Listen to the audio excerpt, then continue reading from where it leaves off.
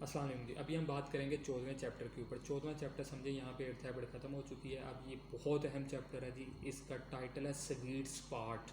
Sweet spot है क्या, इसके मतलब बताता हूँ। मुझे याद नहीं पड़ता आज तक जितने एग्ज़ाम हुए ये सवाल ना आया हो, तो इसलिए इसे ध्यान से सुनिएगा। है भी बड़ा आसान, मुझे बहुत पसंद है। स्वीट स्पॉट एक ऐसी जगह का नाम है, स्पॉट, स्वीट स्पॉट, जहाँ तीन चीज़ें इकट्ठी होती हैं: पर्सनल ग्रेटनेस, लीडरशिप ग्रेटनेस और ऑर्गेनाइजेशनल ग्रेटनेस। तीनों के मतलब पढ़ते हैं। दो आपने पढ़ ली है, तीसरी इस चैप्टर में पढ़ेंगे। पर्सनल ग्रेटनेस क्या है? 7 हैबिट्स, जो 7 हैबिट्स के ऊपर अमल करता है वो पर्सनल ग्रेटनेस को पा लेता है। आपने अगर ये सवाल आए तो 7 हैबिट्स के नाम लिख देने। दूसरा लीडरशिप ग्रेटनेस। लीडरशिप ग्रेटनेस क्या, जो आपने पढ़ा है, path finding, modelling, path finding, aligning और एम्पावरिंग। ये 4 रोल्स आ जाएँ तो लीडरशिप ग्रेटनेस हासिल हो जाती है। तीसरी है ऑर्गेनाइजेशनल ग्रेटनेस, जहाँ ये 3 ग्रेटनेस इकट्ठी हों उस जगह को कहते हैं स्वीट स्पॉट। आपको ऐसी पर्सनैलिटी बनना चाहिए जो स्वीट स्पॉट को अचीव कर ले।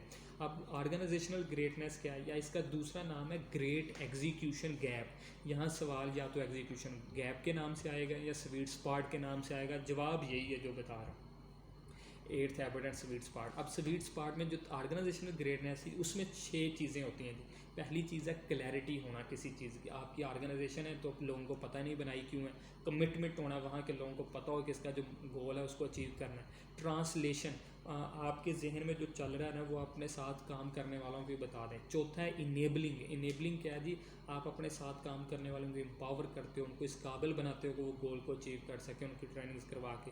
जो पाँचवा है साइनर्जी, कि जो काम करना है मिल के करना है, टीम वर्क की शक्ल में करना है। अच्छी बात है जी। पाँचवा ये। छठा है अकाउंटेबिलिटी। अकाउंटेबिलिटी क्या है कि अपनी एवेल्यूएशन करते रहना, अपना एहतसाब करना कि हम जो सेट किया था, जो टारगेट, जो प्लान किया था, क्या वो सही भी कर रहे हैं कि नहीं उसके मुताबिक। ये अगर ये 6 चीज़ों को आप इम्प्लीमेंट कर लेते हैं तो आप ऑर्गेनाइजेशनल ग्रेटनेस को पालेंगे। तो जब पर्सनल ग्रेटनेस यानी 7 हैबिट्स, लीडरशिप ग्रेटनेस यानी 4 roles, empowering, path finding, aligning और मॉडलिंग, इन ये लीडरशिप ग्रेटनेस हो गए। और तीसरा जी ऑर्गेनाइजेशनल ग्रेटनेस, ये जो चीज़ें मैंने 6 बताई हैं आपने, clarity, commitment, translation, enabling, synergy और अकाउंटेबिलिटी, ये भी हो जाता है ऑर्गेनाइजेशनल ग्रेटनेस। इस 3 चीज़ों के मजमूए को कहते हैं जी स्वीट स्पॉट। यही इस चैप्टर में है। बस आपसे पूछा जाए तो आपने ये लिख देना है। या एक सवाल इस तरह आ सकता है, एजुकेशन गैप क्या है, इंडस्ट्रियल एज में क्या था उसकी वजह, और नॉलेज वर्कर एज में क्या। कॉलम बना हुआ, क्लैरिटी लिखा हुआ, उसके आगे लिखा हुआ कि इंडस्ट्रियल एज में ये अनाउंस किया जाता था। लेकिन इस अब के दौर में क्या होता है, आइडेंटिफिकेशन की जाती है और लोगों को इन्वॉल्व किया जाता है, सिर्फ अनाउंस नहीं किया जाता।